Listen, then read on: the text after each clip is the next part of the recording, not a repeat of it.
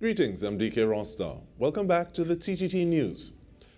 Always remembering that we need to sit at the feet of great ones to better stand on their shoulders, we go in depth on the circumstances surrounding the events in 1972, leading to one Pan on the Move with musician Ray Holman and executive producer Mark Loquan.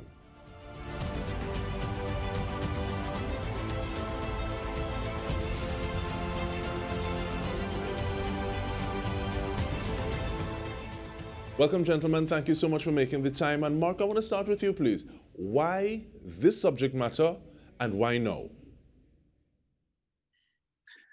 Well, I don't think it worked out exactly how we had planned it, but I think it worked out for the best in that I remember when Ray put out his album First Love, the song that I heard and that really hit me was Pan on the Move, and I think most people in the Pan community know that that was the first song composed and arranged by for Panorama by someone in the Pan world, and that was such a rebellious moment in time, and that happened exactly 50 years ago.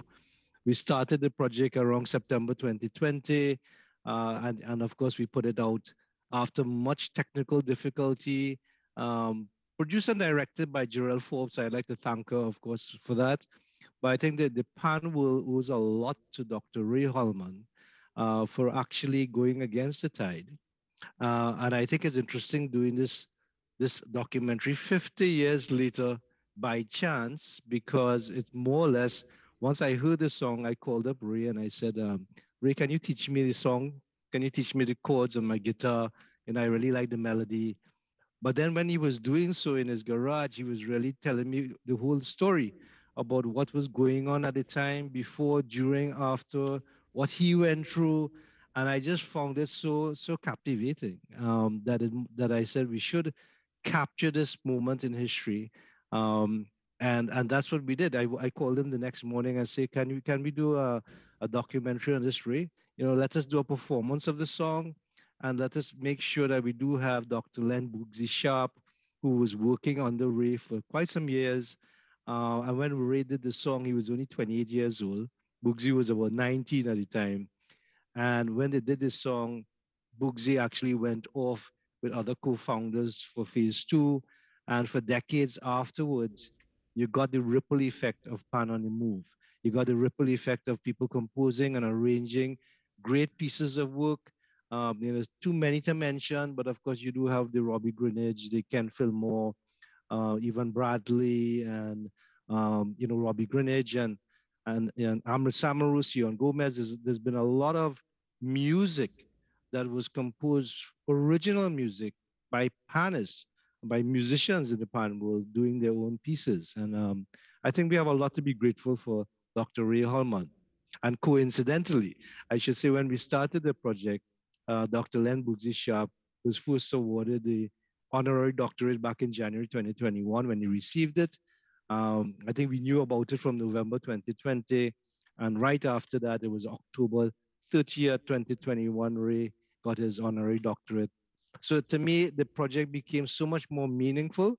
We didn't plan it that way, but I think everything converged at the right moment. And I guess Ray can tell you a lot about what he himself went through and why we should be so thankful to people like Dr. Ray Holman.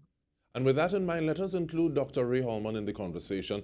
And what did you first think when you approached to say, okay, this is the project we want to do, and this is how we want you to be involved in the project? What was going through your mind at that time? Well, there was a feeling of disbelief that someone would be interested in capturing that moment in time. And but Mark himself had followed in that line by being himself composing several tunes for the pan. So I really should not have been surprised, but people do not volunteer to do these things very readily. So I think I owe Mark a debt of gratitude for his foresight, for his entrepreneurship, because doing something like this doesn't cost peanuts. And he really made me think that I didn't waste my time, that I did something meaningful.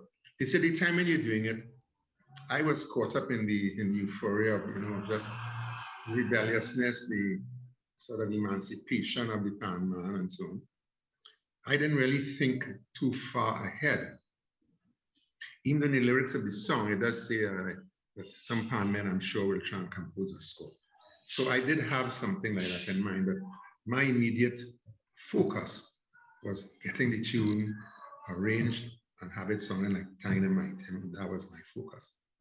So Mark asking me about the project, of course I didn't have any hesitancy in saying yes. Why would I say yes? For something that could be preserved for all time. Already we have lost so many pan compositions.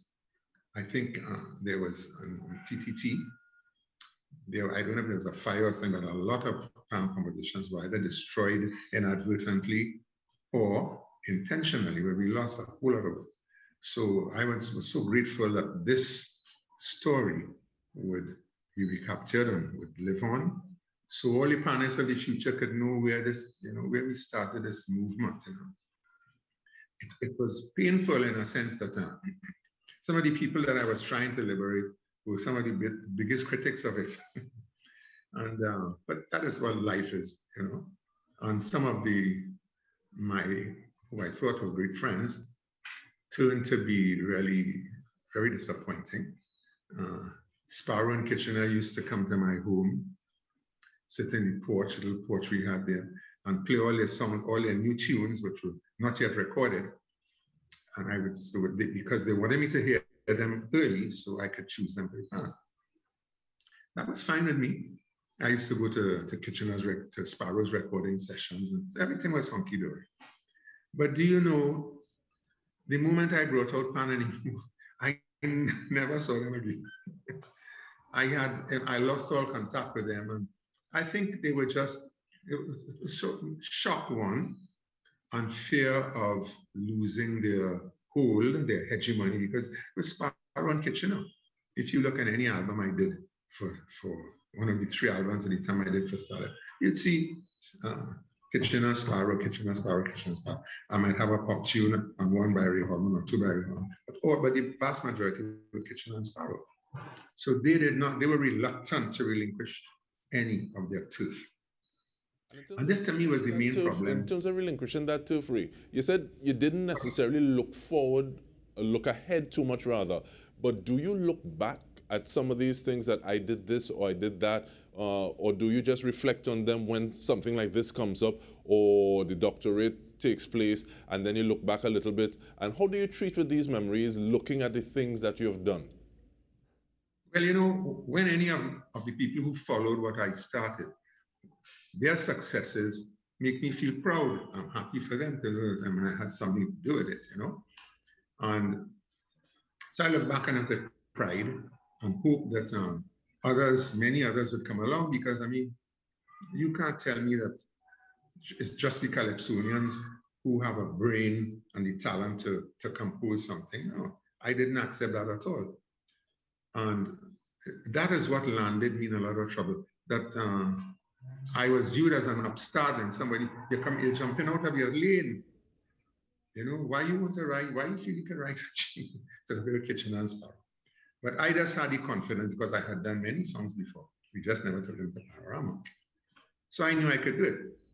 And with this one, I made a special effort to make it special, And it was special. And we want to speak about how special it was when we returned from the break.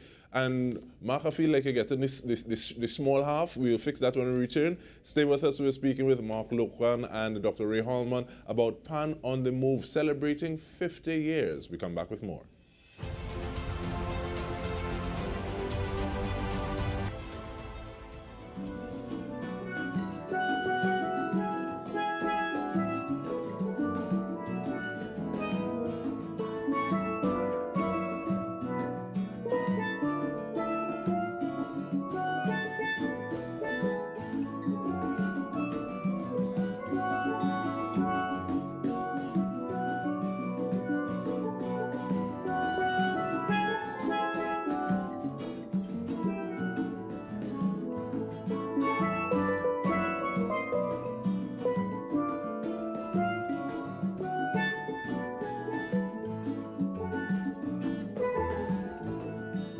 and we are looking at Pan on the Move 50 years on. We're speaking with Mark Loquan and Dr. Ray Holman. And Mark, looking at this piece, it just has me thinking about Pat Bishop, who you also used in the feature. And if you were present at any practice that Pat was running, at the end of it, she would use that prayer from St. Ignatius of Loyola: teach us, good Lord, to serve thee as thou deservest, to give and not to court the cost, to fight and not to heed the wounds, to toil and not seek rest, to labor and not ask for any reward save that of knowing that we do thy word. And this, like Dr. Holman said, this does cost him peanuts.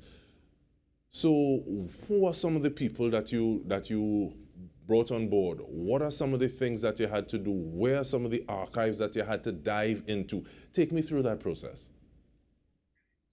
I think you need to speak to Jarrell Forbes, who went through a lot of tests with that. I mean, on the musical side, there was the fact that we wanted to record this song Pan on the Move in an acoustic version, very intimately in Ray's living room. So that was one feat that had to be done, and that was, of course, using some of the people like Yuichi Watanabe and Katsi Mai to record the pieces and so on. And then Jarrell Forbes was the producer director that was brought in to help me tell the story, because one thing was to capture the musical performance, which had its own challenges, because we mixed it with the live performance and also some studio recordings as well. So I should say, it's been a privilege to perform with two doctors of Pan, Dr. Len Bugsy Sharp, Dr. Ray Holman, and Kenneth Clark on the percussion.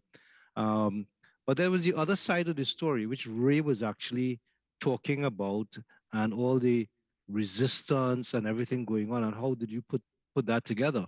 And Gerald actually went back and spoke with Alvin Daniel, the writer of the lyrics, who actually wrote the song, saying, "Don't doubt it, we sit down and write our own song, arrange it our own self so we could rock town." So the lyricist was important in telling the story. Um, there was a recording that there's the whole story of the recording that was lost, and it was eventually sung by Singing Diane, who Ray and Alvin never really interacted with. But here on the documentary, I think Jarrell also tracked down Singing Diane in Brooklyn, and got an interview, and she explained what was going on at the time. So there was all these issues.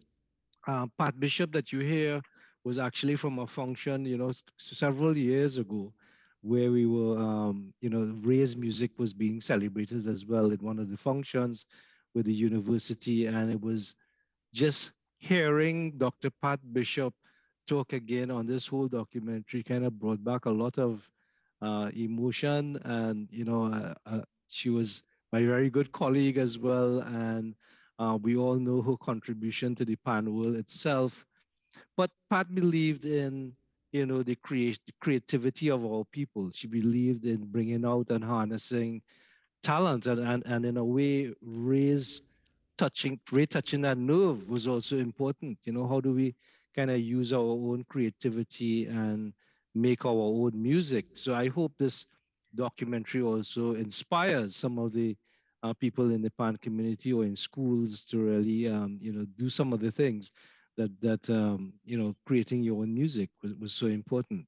And So that was kind of like a mixture of and the in whole terms of that production. inspiration, So though, in terms of the inspiration, Ray, some of those people that had a problem with you, some of those people that you thought were most in your corner, did the conversation change over a period of time when they actually got your vision and realized, well, this is what the man trying to do? Well, it took some years. It took some years. I think the shock took a little time to wear off. And but eventually, the vast majority came around. You'll always have a few people who would hold on to something and they can't let go. But I mean, that's just a function of minds that can't accept change. If you can't accept change, you can't live in a world, because the world is change. Everything has to do with change. So if you're very resistant, I mean, it's like if you're a tree in a storm and the tree refuses to bend, if she would be broken. So most people, vast majority, and even Kitchener, to be fair to him, apologized to me many years after. Said he was so sorry, and I said, no, don't worry about that, man. That's nothing really, you know. So at least that was one bit of satisfaction that he saw the error of his statements and attitude. And he said, you know, he wrote in one of the weeklies that he said, I wish that Steve Vance had started playing music like Aubrey Hormone was playing. I read the lines in disbelief. I really checked to see whether this is really this. But he wrote it, you know. So it shows that everybody realized what was done. And most importantly, the people there at the time, the players from who went and who formed Phase 2, they were all behind it. I mean, some of them said, you know, if you're not playing this tune, you're not playing. You know, it brought out strong feelings. And Bugsy was happy because he had the foresight to see where this could take him and make a career for himself. So I was happy that at least some of the guys saw the importance of it. There were just a few who were so, I don't know where their minds were. But you know, it's like crabs in a barn. You don't want any crab to crawl out the barrel. You want to keep everybody one time is two from time inside there. But Mark, let me ask you though, where do we see this? Where is it available? Just before we go to another piece from the actual project. Thank you. Well, it's on YouTube. It's on my channel. If anyone, enters Pan on the Move on YouTube or Google, they will be directed there. It's for free. Hopefully, everyone could use it. The entire Pan community. Anyone else interested in learning this amazing story that was created 50 years ago, and the ripple effect that it would have had on the music and our Pan world. Hopefully, it would inspire others. But it's there for free on my channel, Mark Loquan Music, and it's there for free. All right, so we want to thank you, gentlemen, so much for the work that you have done through your life and coming to this point, 50 years. It's kind of hard to believe. Mark Loquan, executive producer, Pan on the Move, and Dr. Ray Holman himself. And I think we're able to go with a little bit on behalf of the entire TTT News team. I'm Dike Rostant. This has been In Depth. Thank you for tuning in.